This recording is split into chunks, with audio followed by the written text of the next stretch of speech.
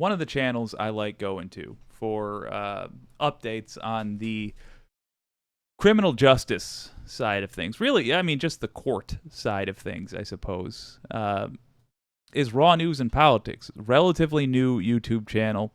Does great breakdowns of a lot of the stuff other people don't cover or gets there first on a lot of this stuff. This gal reads, obviously, news articles and what have you, but she reads the court documents as well. And man, if you got somebody that does that regularly, that's a valuable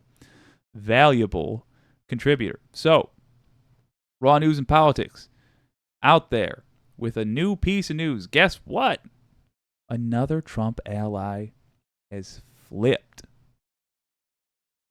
Let's look at this.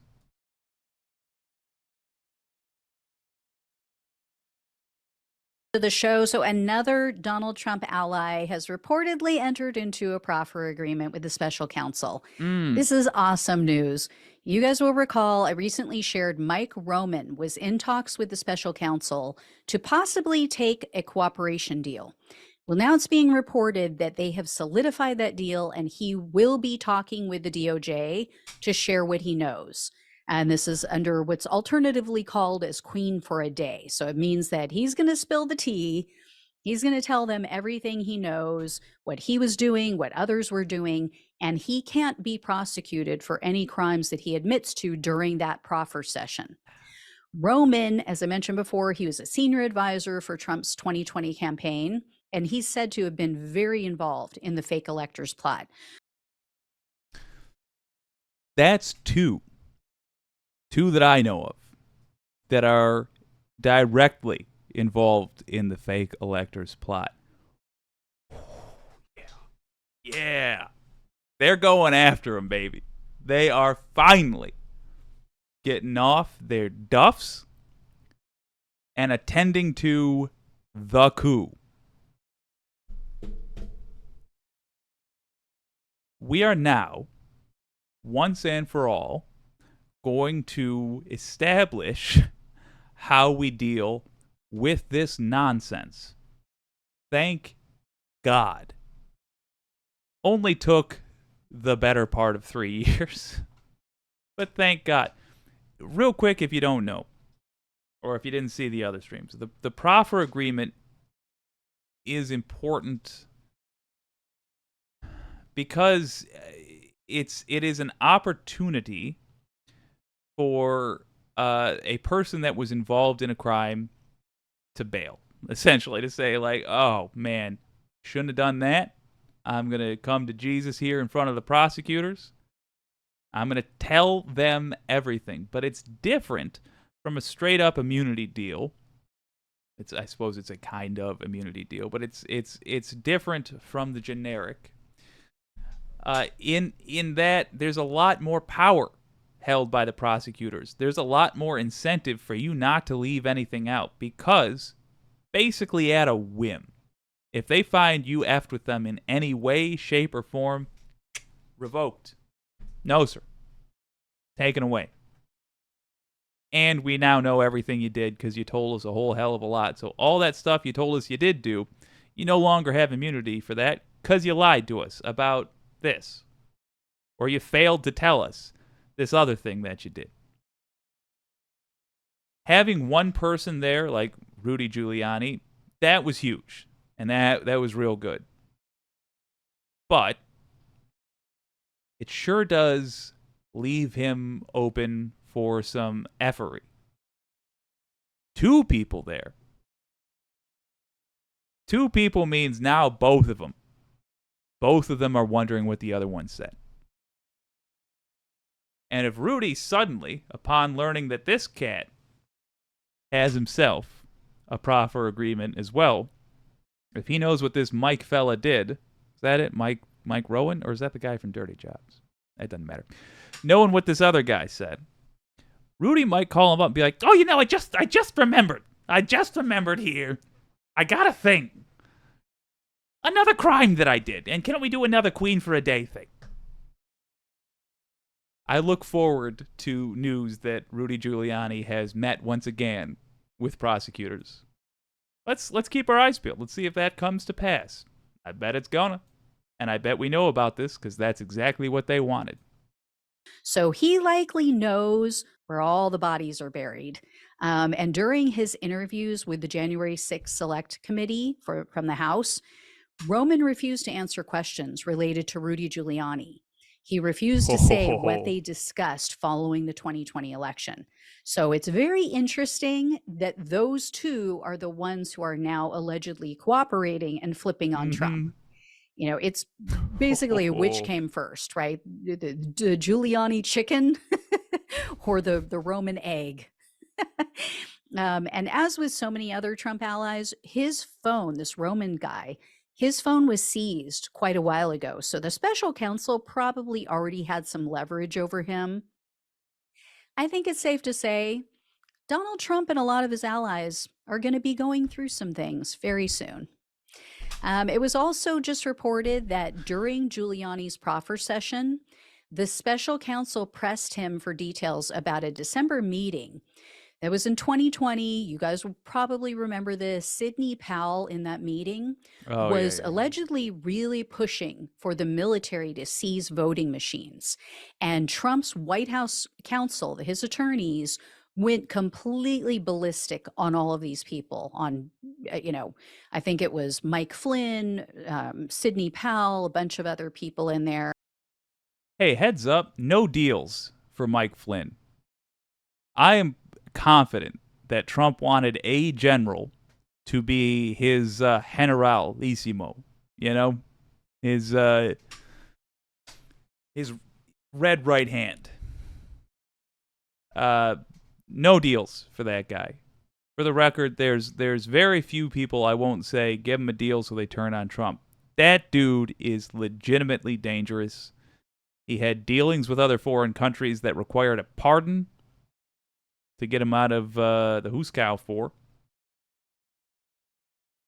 And if it turns out that he is what he looks like, which is Trump's chosen leader of the traitor forces that he was trying to whip up, can't have him out there.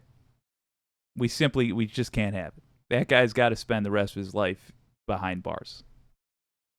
I read a biography of somebody that worked with Mike Flynn, and I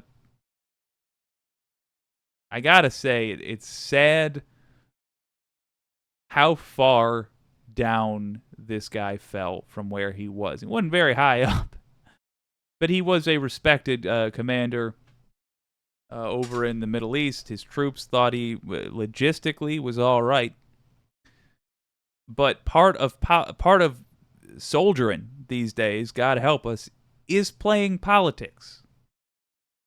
And he, as we find ourselves saying so often, he went down the rabbit hole. Crazy. All right, let's let her wrap this up.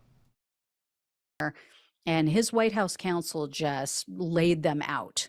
Also, over the weekend, news broke that in late December of 2020, Trump reached out to then Arizona Governor Doug Ducey, and he was pressuring him to overturn the election. So this information comes from a Republican donor. Ducey has not admitted. He has said, yes, I've spoken with Trump, but he won't tell anyone what he said. But apparently Ducey went and met with this donor, had a meal with him, and this donor told the Washington Post that earlier this year, Ducey confirmed that, yes, Trump called him, he pressured him to overturn the election. And then this has also been confirmed by several other sources who know about this call.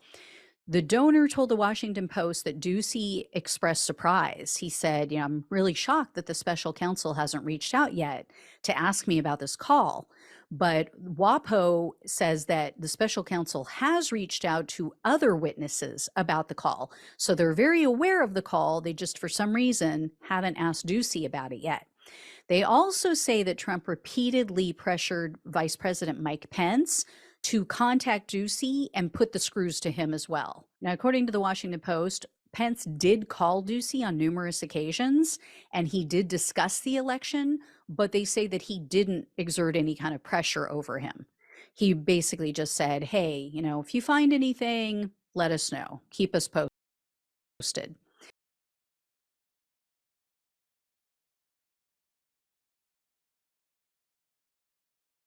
So,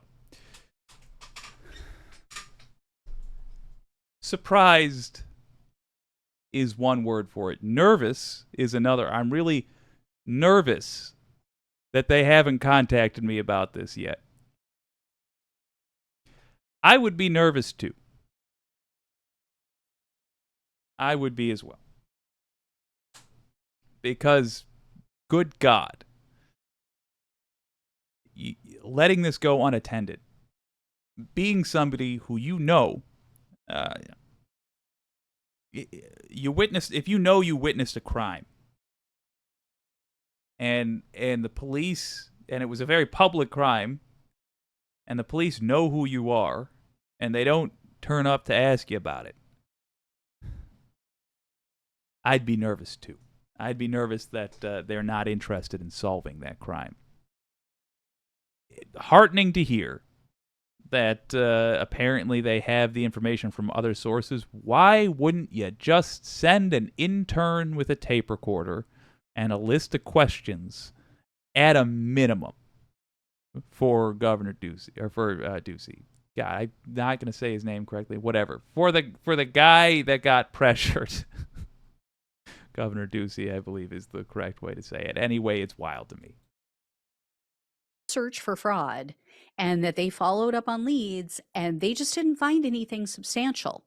They didn't find anything that was significant enough to change the outcome of the election, which everyone has said. And remember, Doug Ducey is a Republican. These are people on his team, some of whom voted for him, like the authorities, the officials in Georgia. They voted for Trump both times, 2016 and 2020. And they told him over and over and over again, there was no fraud. There was no significant fraud that would have overturned the election in your favor. He just doesn't want to admit it. Doesn't want to admit that he's a loser. I mean, own it. You're a loser, baby. So I'm not going to say the rest. Thank you. All right. Anyway, all right, guys, I will let you know if I hear any more. Thank you so much for watching and listening. Please like, share. Good update from her. Delighted to hear that we have another proffer agreement. This one for Roman, was it? Whatever. One of the henchmen that worked closely with Giuliani. I expect that we are going to hear that Giuliani's he just remembered something else that he's going to go in and talk about. I have a feeling that's going to happen. Regardless, nothing but good news. It's almost hard to believe, but look, this is because the people of the United States have finally taken an interest in how our government is run. And we no longer are putting up with the nonsense we used to be. And even take heart, strange as it might seem, at the existence of MAGA, because even they, who know nothing about how the government actually functions, even they are at least making it clear that the way it has been functioning will no longer be accepted. And the challenge we have going forward is to present a new way for the government to run that sounds better than what MAGA's offering. And folks, that ain't too hard. What MAGA's offering is a series of wackadoo conspiracy theories. They're offering literally smearing fecal matter in the Capitol and waving around Confederate flags and just being horrible. See you next Tuesdays. That's after Trump's first term, after January 6th, after DeSantis has done what DeSantis has done regarding anti-LGBTQ plus laws. It's pretty clear what they're offering. All we have to do is make clear what we're offering. We are offering a fair shake at the American dream for everyone. We're offering everyone the means necessary to achieve the American dream. And that, I think, a lot of folks are going to enjoy. And I think they're going to vote for that. Let's see what y'all have to say.